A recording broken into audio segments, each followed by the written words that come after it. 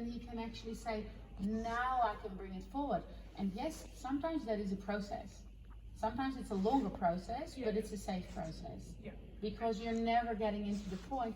You see, when it's rocking and it's disengaged, once the horse brings itself further back than what it can actually carry forward for just a moment there, he is actually immediately creating stress of compression deep down in the chest. And you can't catch it because you're not him. So you can't you can't catch it. Yeah. Like, you can just see it. At least you can isolate and spot the problem. But for example, for now at the moment, he still has isolated nerve pain, particularly through the elbow and into the humerus, right behind the scapula coming up. Yeah. So has this changed? This has changed his nerve pain. You sort of said something like that. So moved from one because and I didn't realise he was on an iPad. So obviously for a lot of other horses, he wouldn't get into this problem. So I just wanted to see if I understand. Because he had the birth trauma, which is across the top of the right shoulder. So was that more accessory nerve? I think yes, accessory nerve. That, and then he's also had lower. I reckon he had lower sternum trauma as well, like deep inside, right at your T1 C7 connection. Like, I think that he's got trauma there too, and that's also what you see, because it's actually right coming through the inside of the shoulder, which is more on the other side. I think he's really wedged himself. And with that being, and I'm just thinking, because when I've been going through these, and that could be right in the middle, but it could be slightly on the left. I'll tell you where it is. Yeah. Yeah. Put your hand on his left booby, on his left pectoral, right? Now slightly, you're okay. Just wait until he says it's okay, yeah? Just hold it quiet. Just hold it quiet. Because you see his fear in the eye. There's fear in the eye when you touch it. So, stroke it more to the top, right towards the inside of the point of shoulder, like go right to the top, more to the top, more to the top. We're going to, like, right to the top of the sternum. He's really worried about this. Yeah. Go right to, you're okay, Bobby. You're okay. Yeah. Right. Right to the top of the sternum. Yeah, right there. Good. Now where your finger is there, where he says don't touch me there, that's exactly where it is. Yeah. Because the other thing, because I've been trying, this is the other thing I've been trying to work out. Because there's sternum trauma, when he's disengaged brachio too much, and I'm very sure it's a combination of the feet, because I can also see that the foot is actually coming further over, like he's actually collapsing through the medial heel a little bit, and it's putting extra pressure. But you see how he's putting the foot the whole time? And when he's disengaged brachiocephalic, he's been using sternohyoid muscle to pull, and he has a lot of trauma there. So when he's pulling through there, boom, you've gotten yourself into a lot of trouble. It's just like exploded, firing all of this nerve trauma, and therefore it's sore. Now it's also, because it's isolated, and as a result of that, deep down he's going into T1, C7 compression and twist. That's where he is now. So now he's disengaged the lumbar as well.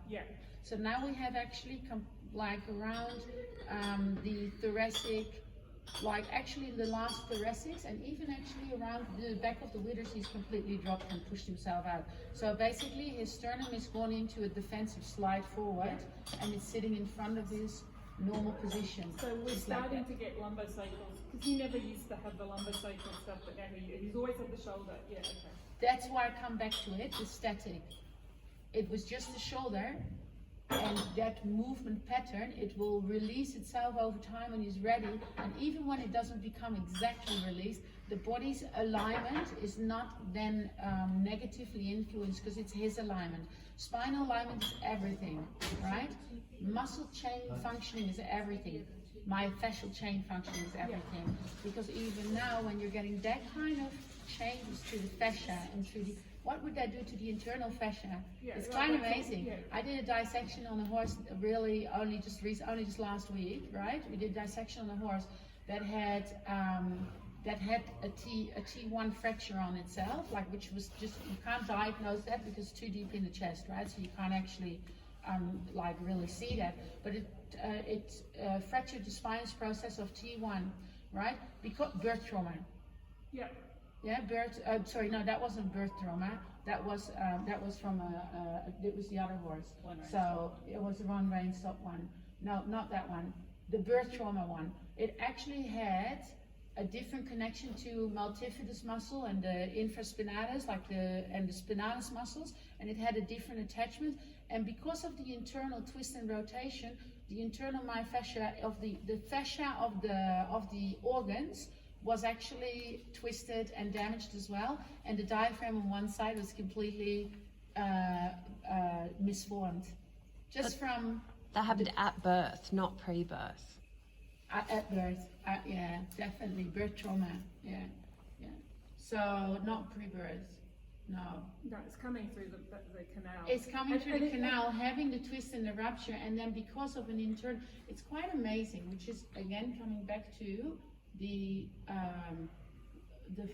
importance of the ability for the horse to keep its integrity by creating the forward, because that is what the horse is designed to do. It needs to move, right?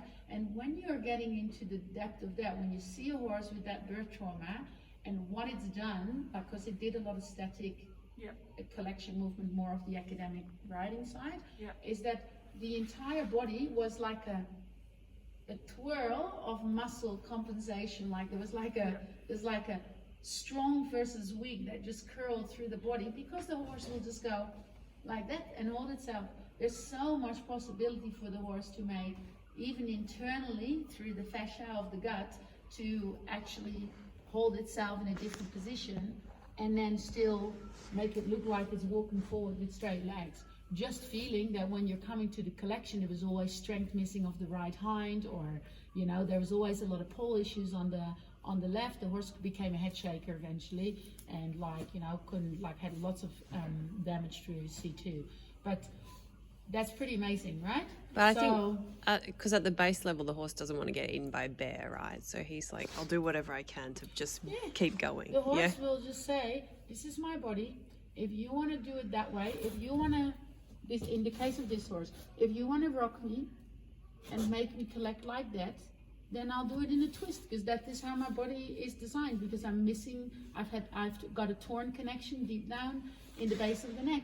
And so the body is not balanced in that way. Now, if we would bring the forward with the body like that, we would see by the movement that there is an imbalance, and we can slowly start to create the balance to come forward. It's much harder to go too far if you're moving.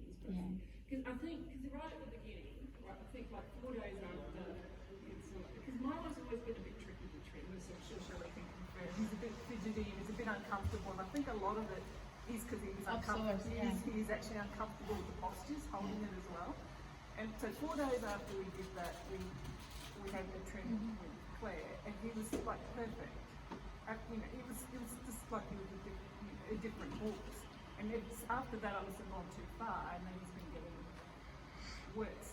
And there's another thing with him, and it's, I guess, changing your feet too much. Because any time we've missed 4 weeks, we're normally on a 4-week cycle. Anytime we miss that, with whoever's trimming him, he ends up almost looking really lame, so you can't deal with that big change in feet at any one time. They can't make that feeling of it. It's not certain. So I was trying to work that one out. Did that get better when he was in really good shape? Like, did you feel that was getting less aggravated, or is it also because you just made sure you never got to that point? I tried not to. So it happened once, I think, when I took him to get started, so he missed the cycle, which is when I rang Shelley the day after. I was going, oh my God, my horse is laminitic. Because he just wouldn't move. He was standing there like a complete laminitic pose, and I'm going, how did that happen? And we realised it was probably the trim. The next time was COVID. Shelley couldn't come out. I got Matt Gordon to come out, but that was later. And also, he has a tendency to trim